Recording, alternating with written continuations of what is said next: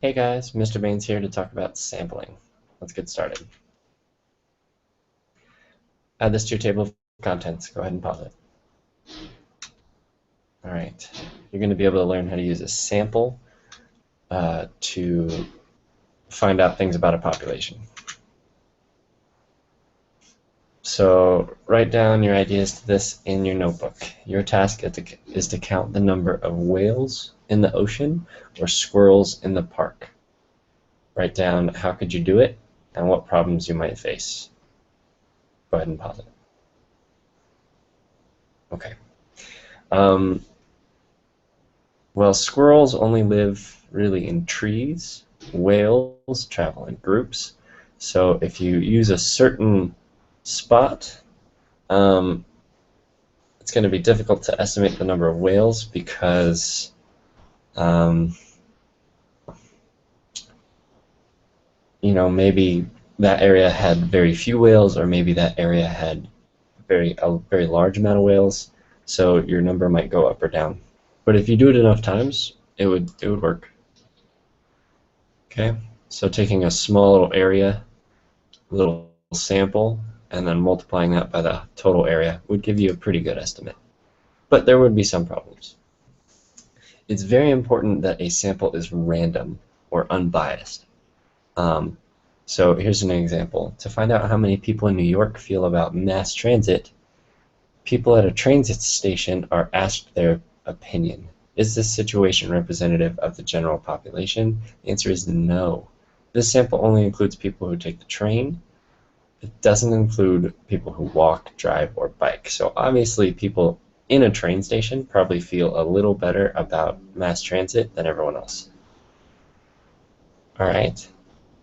Is this a random sample? Go ahead and pause it. Okay. Yeah, this would be a random sample because malls not necessarily have anything to do with music preferences. But if you were standing inside the music store at a mall, that would be not random.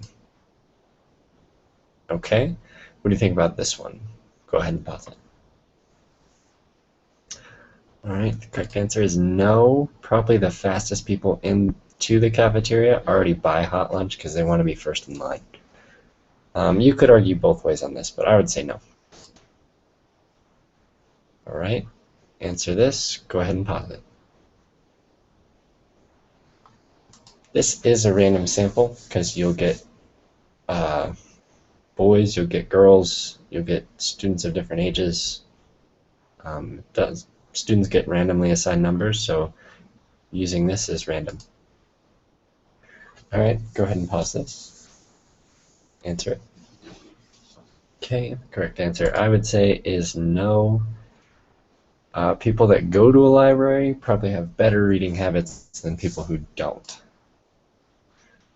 Okay, how about estimating the size of a crowd? What methods would you use? How about estimating the number of wolves on a mountain? Okay, write it. Go ahead and pause it. Okay, here's how scientists do it. We do a capture-recapture method. So let's say all of these were the number of wolves on a mountain. We would capture a group, doesn't matter how many.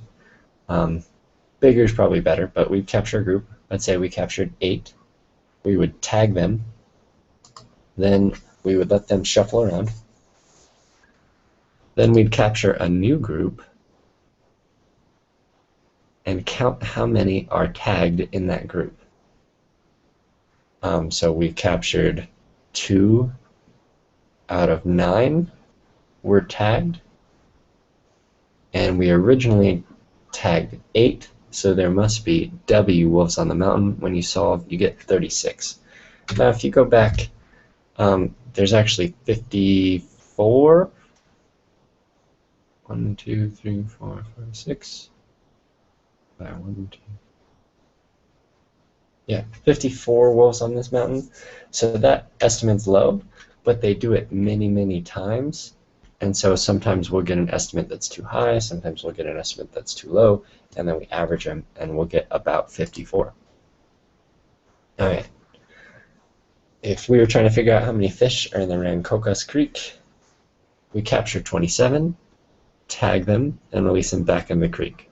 3 weeks later, so we let them mix up, they catch 45 fish, and notice 7 of them are tagged. How many fish are in the creek? Go ahead and try this in your notebook. Go ahead and pause it. All right.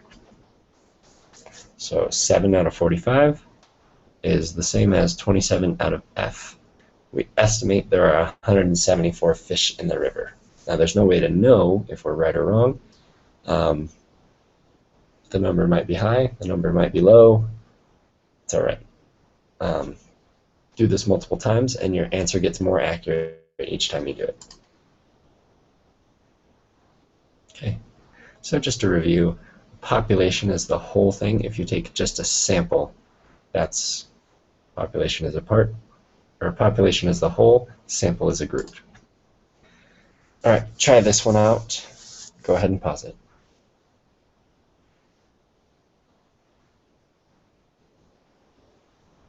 Okay, so this is kind of like tagging. We surveyed them, we got their answer. And so if we survey 600 people, 315 of them say they'll vote for the candidate, then we can assume that the same ratio will vote for candidate A. Okay, so 787 people will vote for candidate A. All right. Here's a couple more you should try on your own. Go ahead and pause it. All right. This is how we do actually figure out, estimate how many people watch the show. So we figure about 20 million people watch the show. That's a large number. Okay. All right, try this one. Go ahead and pause it. All right. Yep. So you should have gotten 120 faulty bulbs. That would have been 3 divided by 50, and then x over 2,000 is how you should have set it up. All right. So how many people would be wearing high-top sneakers? All right, go ahead and pause it. Okay, so you should have done 7 over, this would be 10, 22, 28, 7 over 28, okay, which is actually 1/4. So 1/4 of these students should be wearing high-top sneakers, and 75 is 1/4 of 300. Now the more samples you take, the better your results turn out. All right. What can you assume, what inferences can you make based on these two results? Go ahead and pause it. Okay. So, whoa, come on. All right. With these two results, most students prefer pizza. Okay.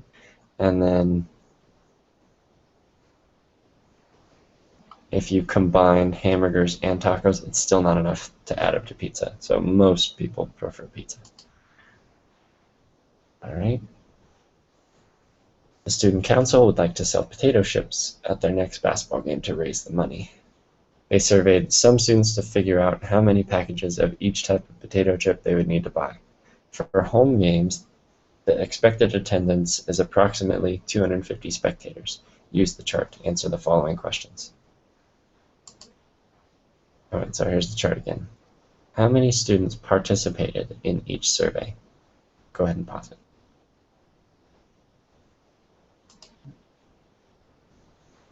$25 students.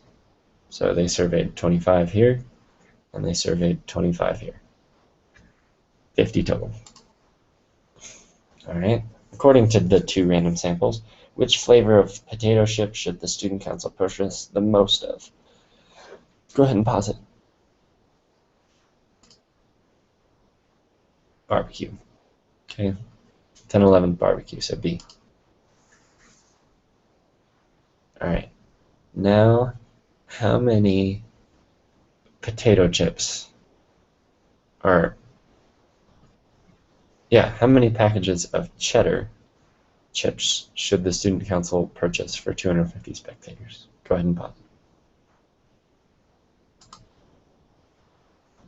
Okay, so you would do 13 out of 50 equals x over 250.